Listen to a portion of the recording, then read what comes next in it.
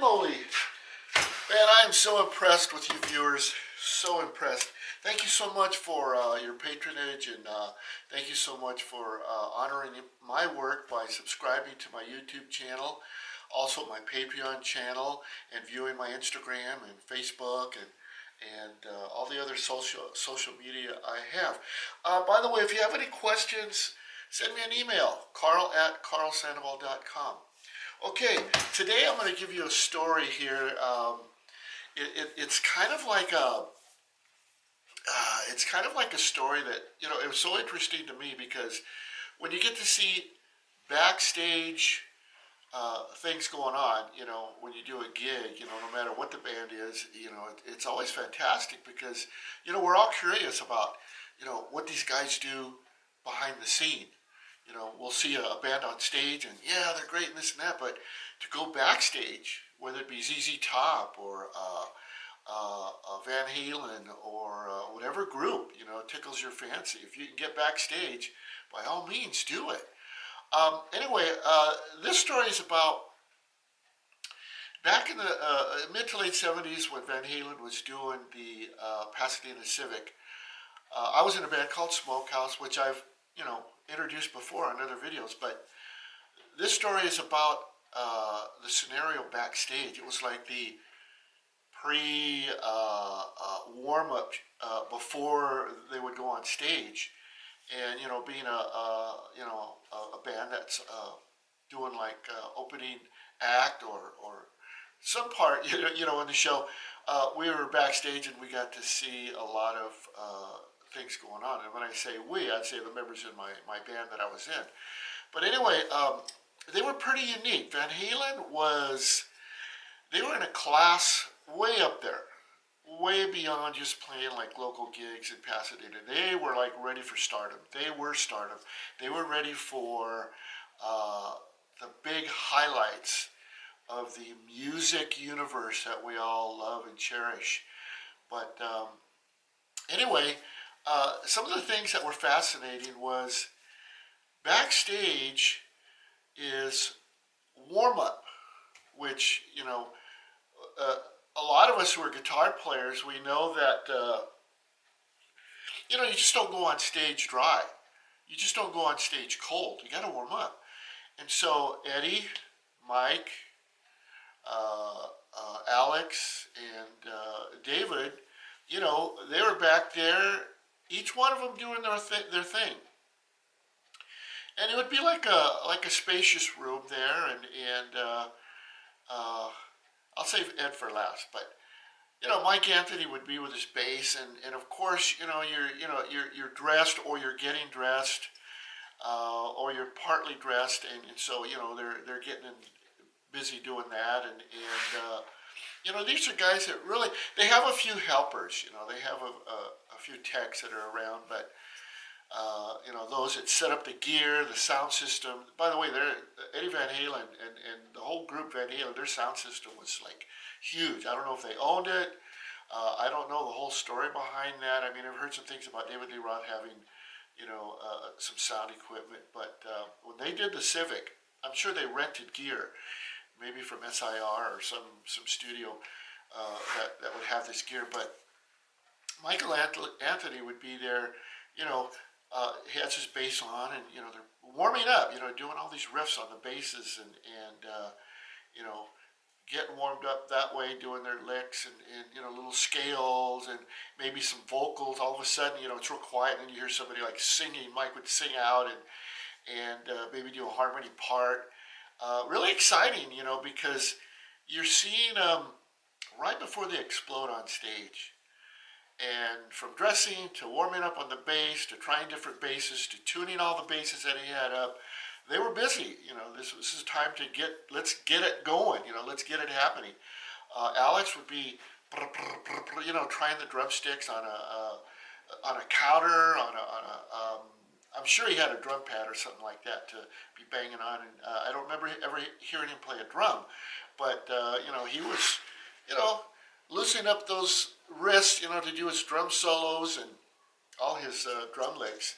And sometimes these guys, when they go on stage, they're just like they're shirtless, or they wear really. If you've been on stage and have played live, and the lighting and the heat that's generated, you kind of wear like maybe cut off T-shirts, and you got your pants on, of course, and whatever shoes you wear. But everything's stylish, everything looks rockish, and low budget at the beginning. But who cares, man? These guys were such phenomenal players. So, Alex would be warming up, and, he wasn't really much of a, I don't think he did any backups, but, you know, when you start adding, it's like an accumulation of their talents and their personalities just starting to explode. And what they're doing is they're generating a big, classic, energetic vibe that will explode on that first introduction song. So joking around, at times they were, all kidding was put aside, and some seriousness would come out about, maybe what song they're going to do, or how they're going to introduce a song. This is the lingo that goes on backstage. Talking to Tex, answering questions about, setting a drum, or an amp, or, EQing something. So all this is going on, and David Lee Roth he was the front runner. He was the extrovert. He was very out there. He was very open, very upfront with everything that he would do vocally, and he would practice his vocals. It'd be quiet. You'd hear Mike Anthony and Alex, thumbing through their riffs and this and that, and then all of a sudden you hear David Lee Roth. He'd do a vocal thing like that. I'm not a singer, so excuse me on that. And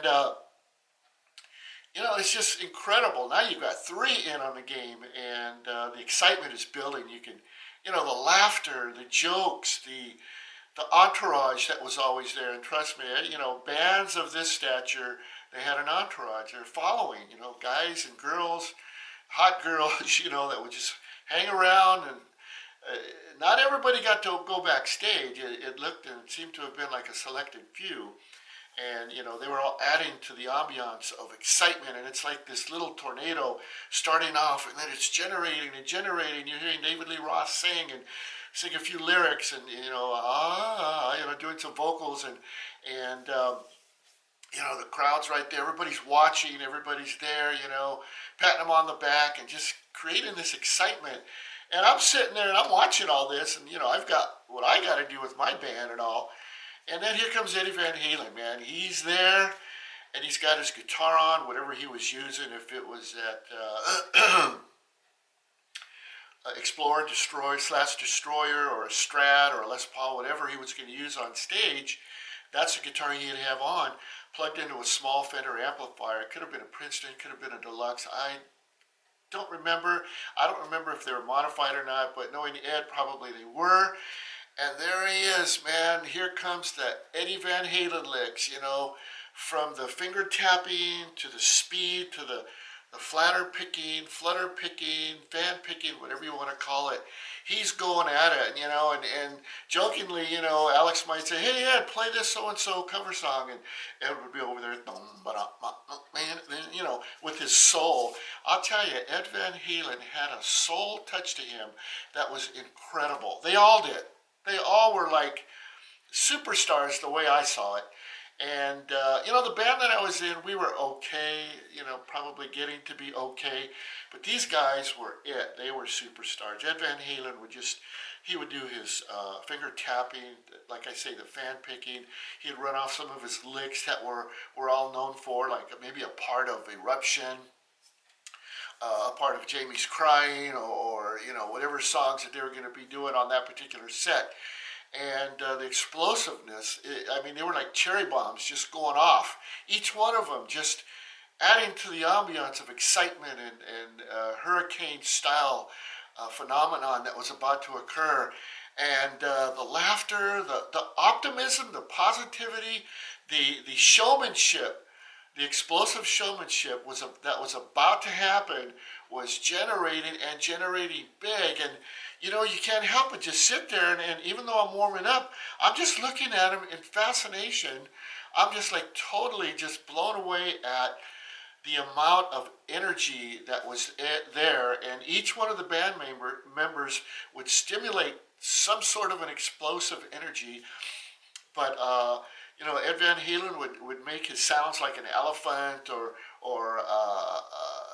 that little amp that he played. Everything wasn't real loud. Of course, this was like in a room environment, noise ambience. But man, was it incredible! And I got to see this, and one of the band members would go out, to the stage and check something, and they'd come back in, and and being back there was a time to make sure all the equipment was tuned up, that they were warmed up, guitars were tuned up. Eddie was like limbered to where you're. I don't know if I'm sure you've experienced this, where when you play a lot, your hand starts to get warm, you get limber, you get faster, you get to where you're feeling comfortable, and everything is like subliminal. It's second nature. You don't even think about it. And this is what Ed would do. And decked out in whatever clothing they would wear, and the energy was there. And I'm not even going to go to the area of, let's just say, mind-altering substances. Maybe not. Maybe. I'm not going to claim anything. I'm not going to state anything. Could have been. But, aside from all that, it's what it was. Sex, drugs, and rock and roll. Come on. This was the life of these rockers back then. But Van Halen, man, they were the bomb. They were great. And this was a time when Ed had that bomb. Speaking of bomb, I had mentioned that, where he cut out the center part of it, and he had his little sort of what was it, like an echo box of delay box of some sort. Like he would be able to adjust it at the end of Eruption, I believe. And sometimes they would put flash pots inside there, and on the stage, and then at certain parts of songs, whether it be the entrance of a gig or the ending of a gig, fa voomba, man, would these flash pots go off, and smoke was everywhere. And I remember one time we played a gig with them, and they did that, and they were actually the beginning band that played. And at the end of their set, they blew off bombs, the flash bombs, and smoke pots, whatever. And it kind of filled up the hall so bad that the smoke alarms went off, and the fire department come down. And, they had got to put their big fans all over the place, and exhaust all the smoke that was made from these smoke pots. And hilarious. Call it what it was. But I remember we had to go on right after that, and you can cut the smoke with a knife. It was so thick, but we had to go on stage regardless, and you can't really see that well. And there you are, fumbling to getting your cord on. I was trying to get my cord plugged in, and we're about ready to go on. But those were the days. Those were the days, man. I had a great time. It was exciting to see Van Halen backstage, communicating with the entourage of people that were there. A lot of laughter, a lot of sharp guitar licks from Ed Van Halen, David Lee Roth and his vocals, Mike Anthony and his personality, Alex laughing and doing his drum hand warm-ups, and it was just very exciting. And I just wanted to share that with you. I thought it'd be a great point of interest, just to kind of, if you can descriptively imagine this going on in your mind, you'll get the picture, you'll get the idea. But let me tell you, Van Halen was tops, still is tops. They were all fantastic musicians. I was just totally in awe being there during this time of pre-gig warm-up, backstage, the backstage scene with Van Halen. Thank you for listening. Please subscribe to all my channels. I'd appreciate it. God bless you, and have a great day. Bye-bye.